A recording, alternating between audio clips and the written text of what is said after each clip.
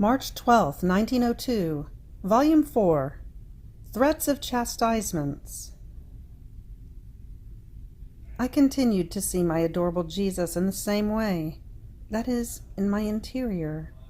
But I would see him inside of me giving his back to the world, with a scourge in his hand, in the act of casting it over the creatures. And with this it seemed that chastisements would occur over crops, as well as mortality of people. In the act of sending that scourge, he spoke words of threat, among which I can only remember, "I did not want this, but you yourselves have provoked me to exterminate you. Well then, I will exterminate you." Having said this, he disappeared. March 12th, 1903, Volume 4. The sacrifice of Jesus continues in his Eucharist life, in which he exercises continuous pressure on the Father for the sake of mankind. A soul who is victim with him must also put this continuous pressure on him. As I was in my usual state, I saw myself as all alone and abandoned. Then, after I struggled very much, he made himself seen in my interior, and I said to him, "My sweet life, how is it that you have left me alone? When you put me in this state, everything was union. We arranged everything together, and with sweet force you drew me completely to yourself. Oh, how the scene has changed! Not only have you abandoned me, not only do you not put any pressure on me to keep me in this state, but I myself am forced to put continuous pressure on you so as not to go out of this position. And this pressing you is a continuous dying for me." And he told me, "My daughter, the same happened when in the consistory of the Sacrosanct Trinity the mystery of the Incarnation was decreed in order to save mankind. And I, united with their will, accepted and offered myself as victim for man. Everything was union among them, and we arranged everything together. But when I set to work, a point came, especially when I found myself in the sphere of pains, of opprobrium, loaded down with all the wicked deeds of creatures, in which I remained alone and abandoned by all, even by my dear Father. Not only this, but loaded down as I was with all pains, I had to press the Omnipotent One to accept and to let me continue my sacrifice for the salvation of the whole of mankind, present and future. And I obtained this. And the sacrifice is still lasting. The pressure is continuous, though it is all a pressure of love. Do you want to know where and how? In the sacrament of the Eucharist. In it the sacrifice is continuous. Perpetual is the pressure I put on the Father to use mercy upon creatures and on souls in order to obtain their love. And I find myself in a continuous contrast, dying continuously, though all deaths of love. So, aren't you happy that I let you participate in the periods of my very life? March 12, 1904, Volume 6. Threats of Wars. All Europe lays on Luisa's shoulders. Since Luisa is ill, I imposed on her to dictate to me, and she could not disobey. She dictated what follows with great repugnance. As I lamented to our Lord that, while I felt in suffering, he would still not take me to heaven, Blessed Jesus told me, "My daughter, courage in suffering. I do not want you to afflict yourself in seeing yourself not yet taken to heaven. You must know that all Europe lays on your shoulders, and the good or bad outcome for Europe depends on your sufferings. If you are strong and constant in suffering, things will be more bearable. If you are not strong and constant in suffering, or if I take you to heaven, things will be so grave that Europe will be threatened with invasion and of being seized by foreigners. Even more he added, if you remain on earth and suffer much with desire and constancy, all the chastisements that will happen in Europe will serve for the coming of the triumph of the Church. And if in spite of all this, Europe will not take advantage and will remain obstinate in sin, your sufferings will serve as preparation for your death, without Europe's taking advantage of them. Father Gennaro de Gennaro. March 12, 1910, Volume 9. The Divine Will perfects love. It modifies it, it constrains it, and it expands it into something holier and more perfect. As I was in my usual state, blessed Jesus came just in passing and told me, "My daughter, my will perfects love. It modifies it, it shrinks it, and it expands it into something holier and more perfect." Sometimes love would want to run away and devour everything, but my will masters love and says, "Slow down, don't run away, because by running away you can hurt yourself, and by wanting to devour everything you can be mistaken." Love is pure in so far as it is conformed to my will. They walk together, and they kiss each other continuously with the kiss of peace. Other times, either because of an interior state, or because in its escapes it has not succeeded as it wanted, love would want to constrain me and almost sit down sluggishly.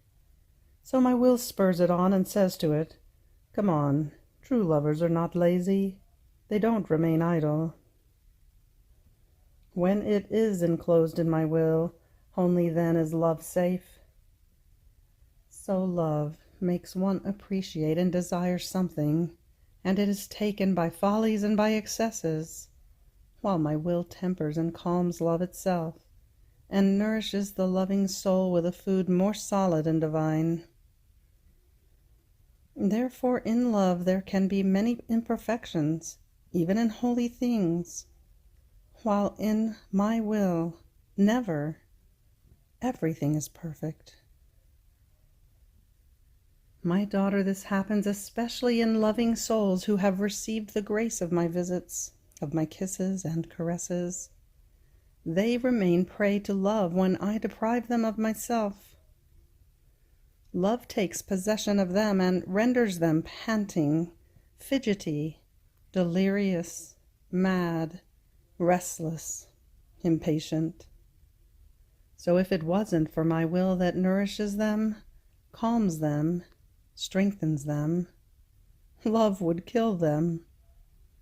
Though love is nothing but the firstborn child of my will, it needs always to be corrected by my will, and I love it as much as I love myself.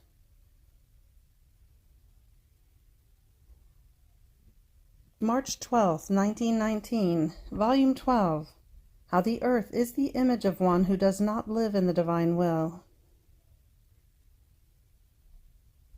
Continuing in my poor state, my sweet Jesus came for just a little, and squeezing me all to his most holy heart, told me, "My daughter, if the earth were not movable and mountainous, but fixed and completely flat, it would enjoy more the benefit of the sun.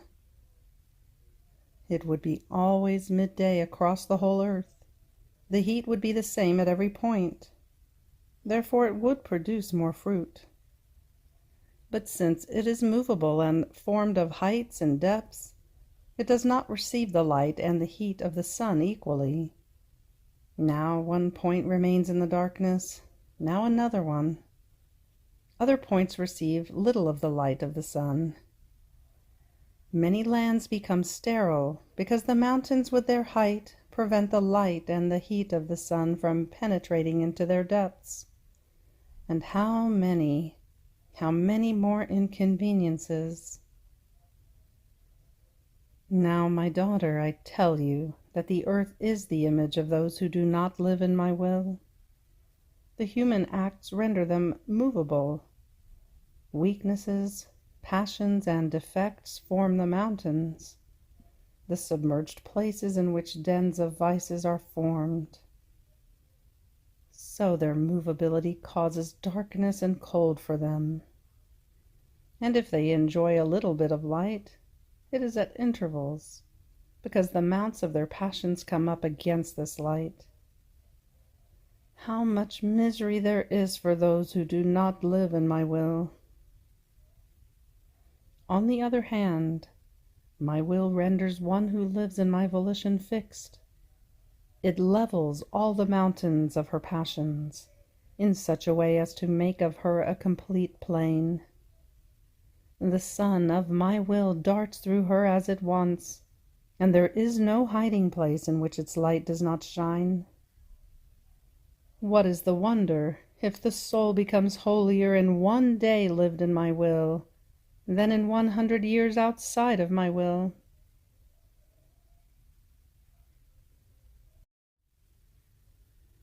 March 12th, 1921, Volume 12, The Divine Will, Grain which will become food. Luisa, the straw that clothes it and protects it. I was saying to myself, my Queen Mother provided the blood in order to form the humanity of Jesus within her womb. And I, what will I give in order to form the life of the divine will within me? And my lovable Jesus told me, my daughter, you will provide to me the straw in order to form the ear in which I will be the grain. I will give my will as food to nourish all the souls who will want to eat of it. You will be the straw which will preserve the grain. On hearing this, I said, my love, my office of serving you as straw is ugly, because the straw is thrown away, burned, and has no value. And Jesus, yet the straw is necessary to the ear of grain. If it wasn't for the straw, the grain could not mature nor multiply. The poor straw serves as garment in defense of the grain. If the burning sun invests it, the straw defends it from the excess of heat so as not to let it wither. If frost, rain, or something else invade the grain, the straw takes all of these evils upon itself. Therefore one can say that the straw is the life of the grain. And if the straw is thrown away and burned, this is when it is separated from the grain. The grain of my will is not subject to grow or to decrease. As much as they take of it, it will not diminish of one single grain. So your straw will be necessary to me. It will serve me as garment, as defense, defending the rights of my volition. Therefore there is no danger that you may be separated from me. After a little while he came back, and I said to him, my life, Jesus, if the souls who will live in your volition will be rainbows, what will be the colors of these rainbows of peace? And Jesus, all goodness, their qualities and colors will be fully divine. They will blaze with the most beautiful and bright colors, which are love, goodness, wisdom, power, sanctity, mercy, justice. The variety of these colors will be as light in the darkness of the night, and by virtue of these colors, they will make the day arise in the minds of creatures. March 12, 1923, Volume 15, The Privation of Jesus and the Effect it Produces. How Jesus suffered the privation of the divinity. I felt I was dying of pain because of the privation of my sweet Jesus. If he comes at all, it is like flash that escapes. Then, as I could not take any more, having compassion for me, he came out from within my interior. And as soon as I saw him, I said to him, "My love, what pain! I feel I am dying without you." But dying without dying, which is the hardest of deaths. I don't know how the goodness of your heart can bear seeing me in a state of continuous death only because of you. And Jesus, "My daughter, courage. Do not lose heart too much. You are not alone in suffering this pain. I too suffered it, as well as my dear mamma. Oh, how much harder than yours. How many times in my moaning humanity, although it was inseparable from the divinity, in order to give place to expiation, to pains, since these were incapable of touching it, I remained alone, and the divinity was as though apart from me. Oh, how I felt this privation, but it was necessary. You must know that when the divinity issued the work of creation, it also issued all the glory, all the goods and happiness that each creature was to receive, not only in this life, but also in the celestial fatherland. Now the whole part which was destined for souls who are lost remained suspended, having no one to whom to give itself. Therefore, having to complete everything and absorb everything into myself, I offered myself to suffer the privation which the very damned suffer in hell. Oh, how much did this pain cost me! It cost me pain of hell and ruthless death. But it was necessary. Having to absorb everything into myself, everything that came out of us in creation, all the glory, all the goods and happiness, so as to let them come out of me and enter the field again for all those who wanted to enjoy them, I had to absorb all pains and the very privation of my divinity. Now, having absorbed into myself all these goods of the whole work of creation, being the head from which every good descends upon all generations, I keep searching for souls who are like me in pains and in works, so as to let them partake in so much glory and happiness which my humanity contains. And since not all souls want to enjoy them, nor are all of them empty of themselves and of the things of down here, I keep searching for souls to whom I may make myself known and then withdraw, forming this pain of my privation in these voids of themselves and of their acquired knowledge of me. In the privation she suffers, the soul comes to absorb into herself this glory of my humanity which others reject. Had I not been almost always with you, you would not have known me nor loved me, and would not feel this pain of my privation, nor could it form in you. The seed and the nourishment of this pain would be missing in you. Oh, how many souls are without me, and maybe they are even dead. They grieve if they are deprived of some little pleasure, of whatever trifle, but they have no pain, and not even a thought if they are deprived of me. So this pain should console you, because it brings you the sure sign that I have come to you, that you have known me, and that your Jesus wants to place in you the glory, the goods, and the happiness which others reject.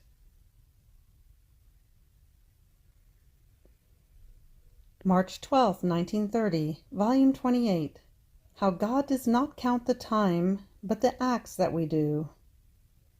Example of Noah. The good that a prolonged and continuous sacrifice possesses. how each active creature possesses its distinct seed.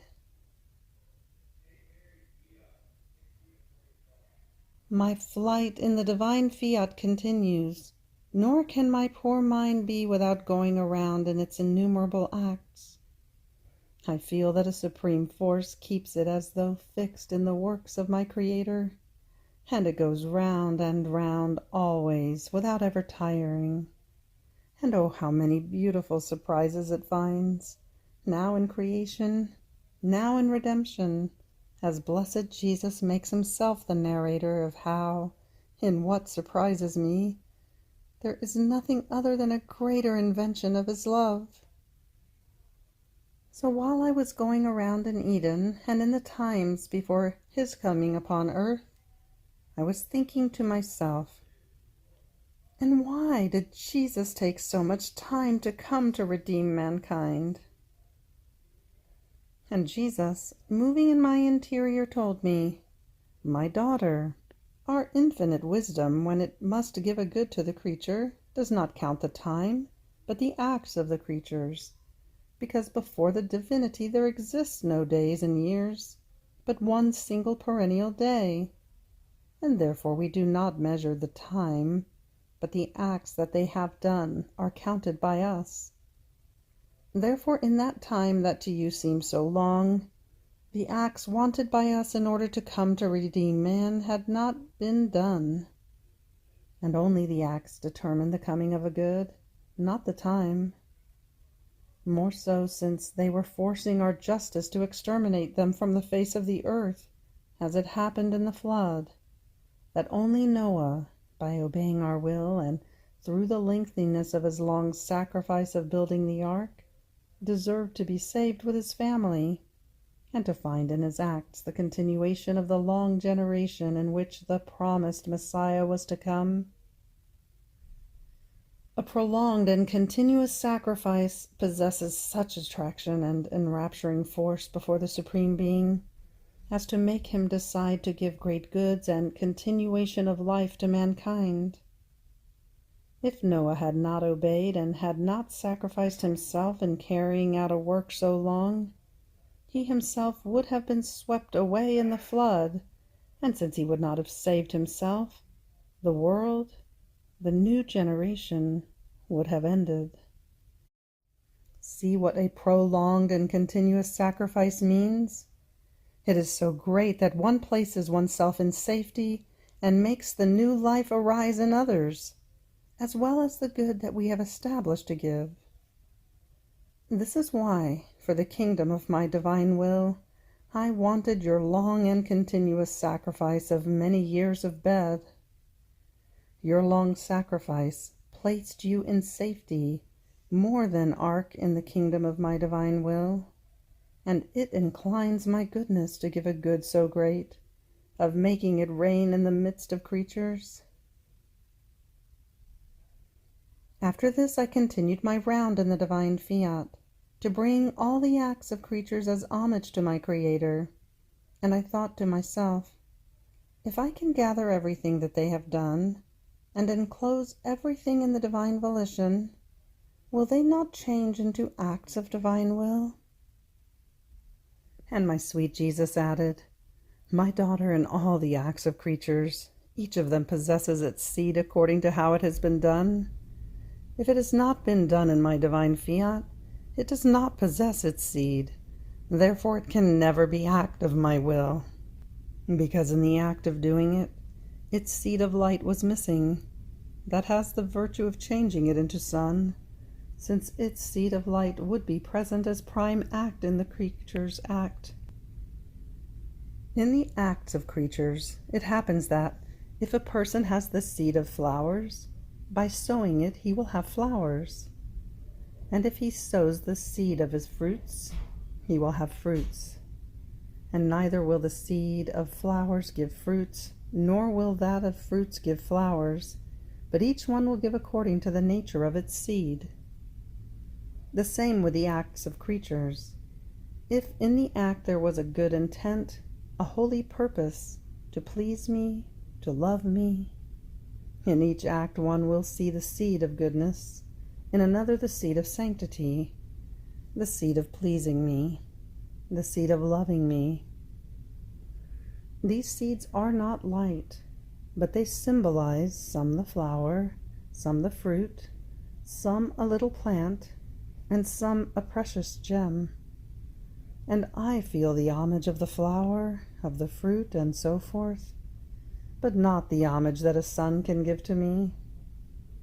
And as all these acts are gathered to enclose them in my fiat, they remain as they are, each one with the nature that the seed gave it.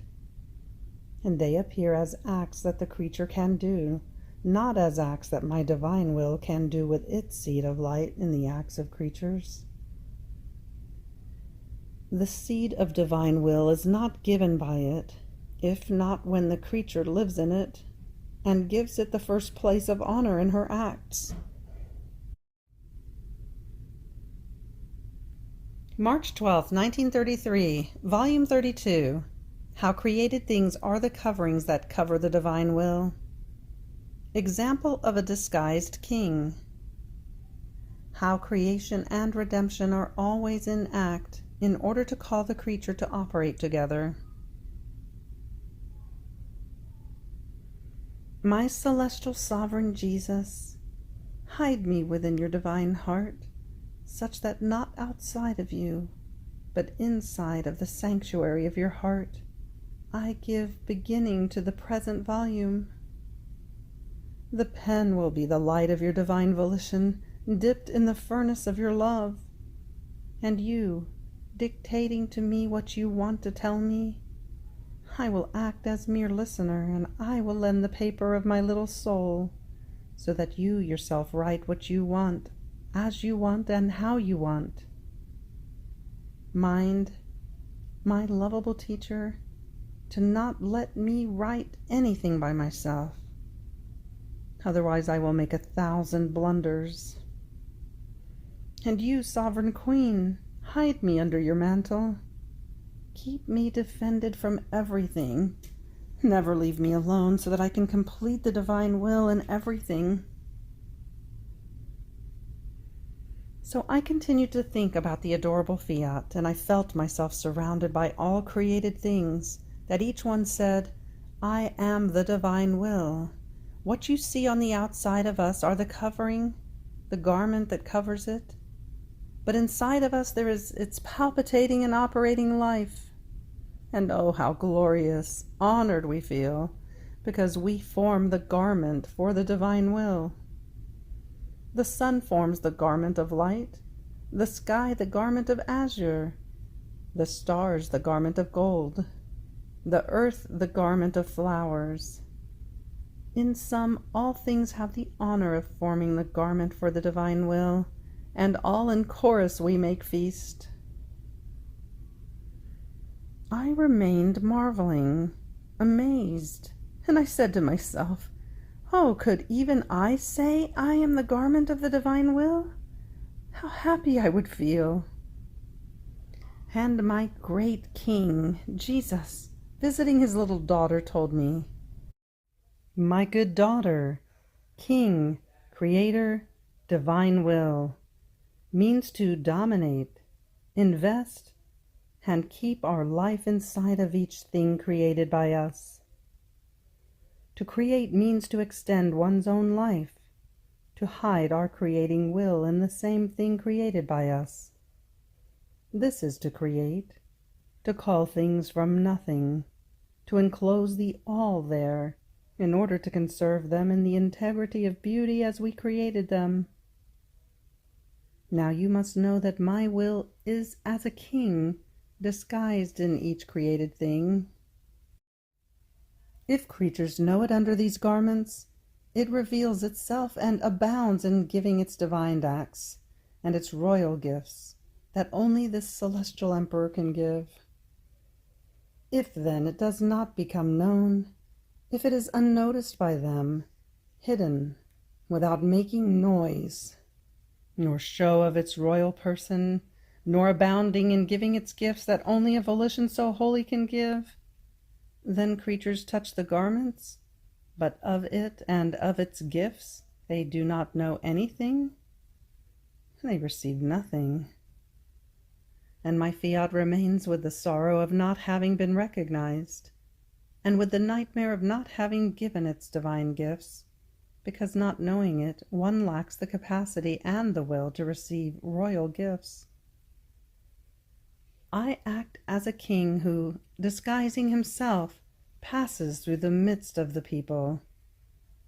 If they pay attention to him, even though he does not wear royal garments, they know him by his ways, by his face, and gathering around him they will give him the honors of king, and they will ask for gifts and favors.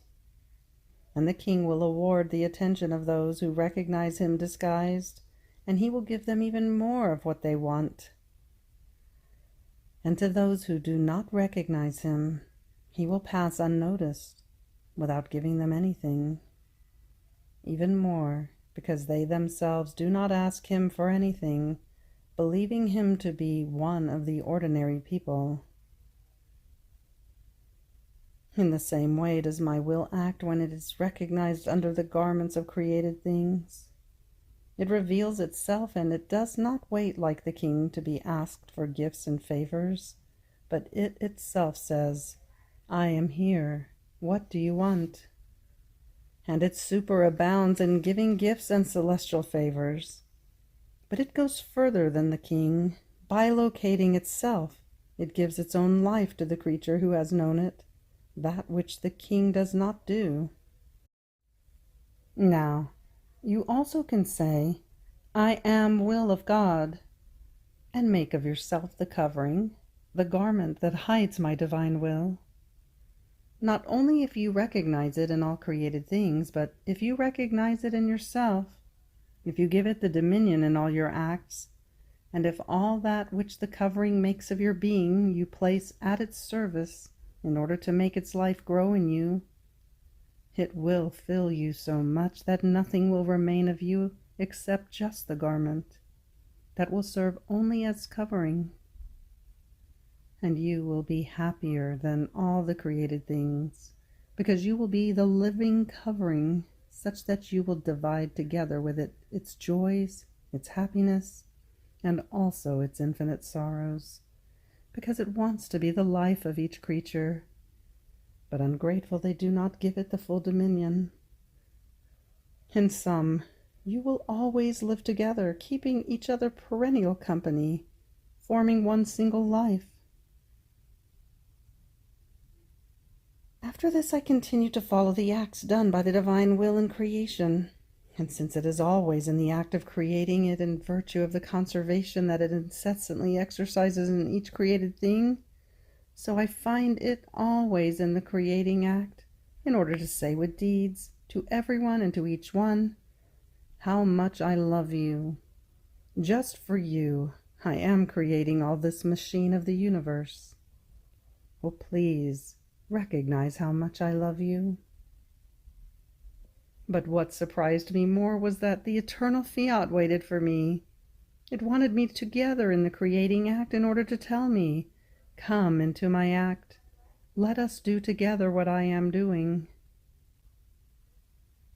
I felt all confused, and my eternal love, Jesus, surprising me, told me, "Little daughter of my volition, courage. Why do you confound yourself? In my will there is no yours and mine. The act of one must unite itself with the others and make of them one alone.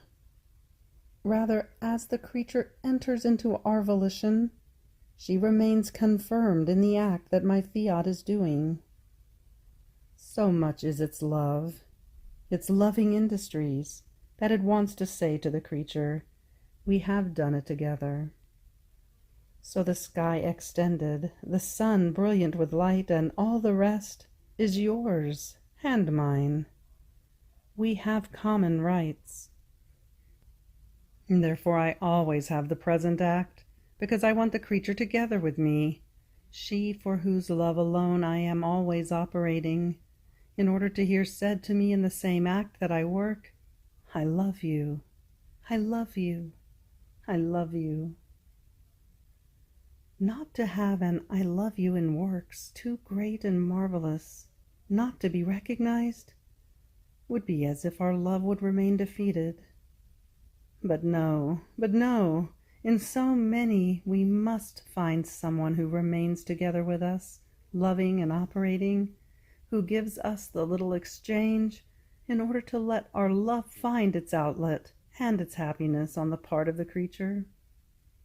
And as she enters into our fiat, she remains confirmed and bound in its divine acts, in a way that its binding virtue binds God and the creature. And as in creation, so in redemption, there are no past acts, but all acts in act and present. For the Supreme Being, the past and future do not exist, such that your Jesus always remains in act of being conceived, of being born, of crying, of suffering, and of dying, and of rising again. All these acts of mine in continuous act, without ever ceasing, besiege every creature. They drown her with love.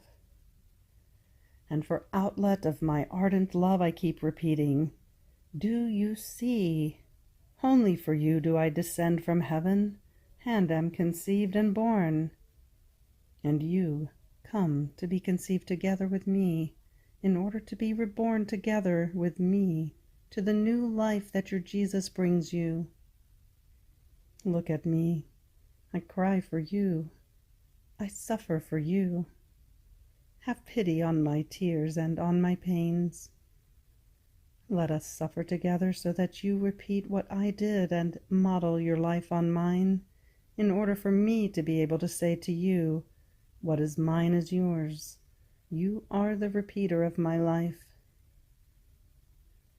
And so if I die, I call her to die together with me, but not in order to make her die, but to rise again with the same life of he who loves her so much. Therefore my life is continually repeated. A past or future love would not satisfy me, nor would it be love and redemption of a God. It is the present act that has the virtue of wounding, of conquering, of disposing one to give their life for love of the one who is placing it in act for her. But however, there is a great difference on the part of creatures. The one who listens to me and takes everything that we have done, as much in the creation as in the redemption, in the act of doing it, forms her life together with us. She feels our divine acts flow in her acts. Everything speaks to her of God. On the other hand, the one who looks at them as past things, it is only the memory that she has, and the memory has not formed either divine life or the heroism of sanctity. Therefore take things as they really are, always in act, in order to always love you and to always love me. March 12th, 1938, Volume 35. How God loves and prays to himself to give the kingdom of the divine will. The life of one who lives in it is formed in God. How she is continuously reborn. Sowing of divine lives. How she is welcomed and loved by all. I feel myself in the arms of the divine volition, which exercises its power over me and is all attentive, even to my little trifles, to invest them with its life and with its light, in order to enclose the all inside the little trifle. What goodness! What love! It seems that it wants in any way to have something to do with the creature. But to do what? To give, always. By giving, it pours itself out. By giving, it feels operative, making many things of itself. things that love it and praise it for who he really is.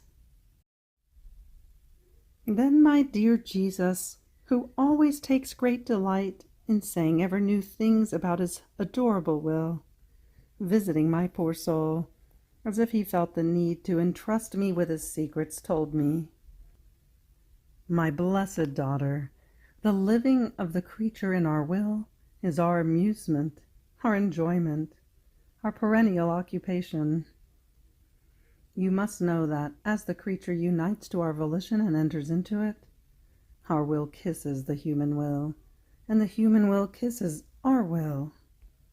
We ourselves love, pray, and ask of ourselves that our will may come to reign in the human generations. The creature disappears inside our divine sea like a little drop of water, and what remains is our prayer, that wants to invest everything with its power to obtain what we have asked of ourselves. We cannot do without answering our own prayer. Therefore, once we have prayed, we set ourselves on the way, wandering across all nations and through every heart, to see if we find even a small disposition to live in our will. So we take that little disposition in our creative hands. We purify it, sanctify it, and embellish it, placing inside of it the first act of our will. And we wait to be able to place the second act, the third act of the life of our Fiat, and so forth. Therefore, all that the creature does in our will is actually done by ourselves. We love, we pray. One can say that we commit all of ourselves in order to give what we want, and it is impossible not to grant to ourselves. Do you see then what it means to live in our will? It is the imposition of the creature over ourselves, making us do what she wants, making us give what she wants us to give. After this, my beloved Jesus added, "My daughter, the life of one who lives in our will is formed within our divine being. She is conceived, born, and reborn continuously.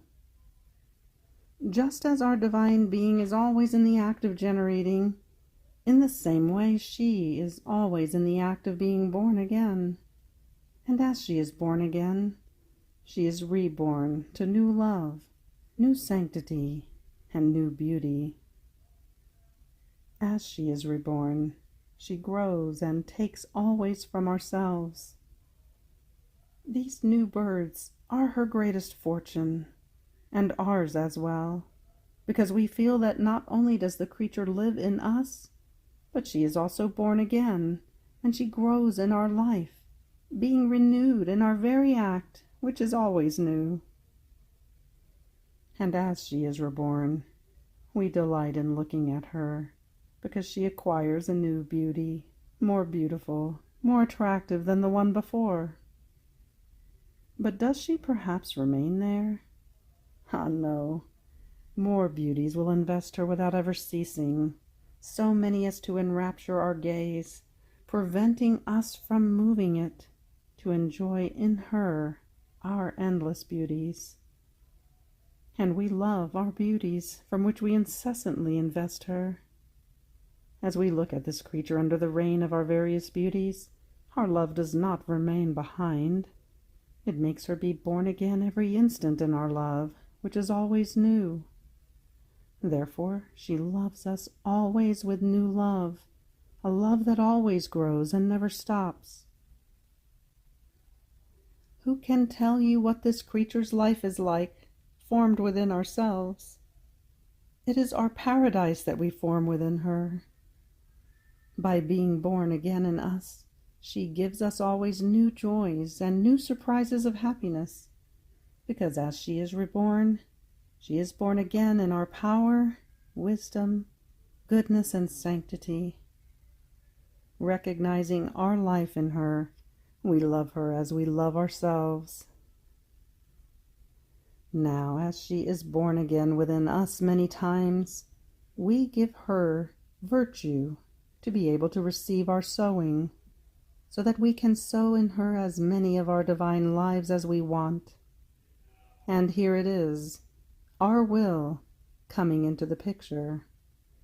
With its fiat, my will speaks and creates. It speaks and sows divine lives, making them grow with its breath, feeding them with its love, giving them with its light the colors of all its various beauties. And since this is life reborn in us many times and grown within us, we have infused in her all the attributes necessary to be able to receive the sowing of our divine lives. These lives are the most precious. They possess the creative virtue. They have our same value. We can say, we ourselves formed many of our lives and sowed them within the creature. Comparing these lives to the sun, its light remains like shadow before them. The expanse of heaven is small compared to them. Would you like to know what the use of these lives of ours will be that have been formed with so much love in the creature? They will serve to populate the earth and to generate the life of our will in the human family. They are our lives, my daughter. Our life never dies. It is eternal with us. Therefore, they are all in waiting to take possession of the creatures in order to form one single life with them. And this is also the cause, our great divine reason for which we have been speaking for so long about our divine will. Each word we say is one of our lives that we deliver. It is a birth that we give to the light. Every word that we pronounce on our fiat is a life that we expose, that puts itself in communication with the creatures. Every knowledge that we manifest carries our kiss, so that the creature may form our life at every breath.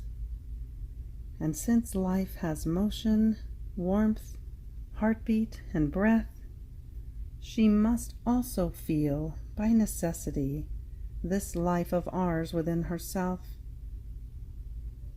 This life will have the virtue of transforming the life of this fortunate creature into itself. Therefore, my daughter, be attentive. Do not allow even one word on our fiat to escape you, because they are lives, lives that we live inside other creatures. The value of one single word on our fiat is so great that the whole of creation, oh, how behind it remains. The creation is our work, while one word on our fiat is life, and the life always costs more than all the works. Further, our love for this creature who receives the sowing of our divine lives is so great that as we speak to her about our will, our eternal love pours over her, unleashing itself and feeling loved in return. The weight of human ingratitude, of not being loved, remains empty, because we find one who loves us with our love. This has the virtue of making up for all the love that all the creatures should give us, of burning all their evils, and of filling and shortening the greatest distances. Our love finds in her our refreshments, our revenges, so we love her infinitely. But we are not satisfied in loving her by ourselves. We make her loved by the celestial Queen as a more than tender daughter, by the angels and the saints as their inseparable sister. We make her loved by heaven, the sun, the wind, by everyone. They feel in her the strength, the virtue of our love. They feel fortunate to love her, because she is the bearer of joys for all. And our love and the content we feel are such that we call her our consoler, our fiat whom we keep on earth, our depository. All is ours within her. End of March 12th. Fiat.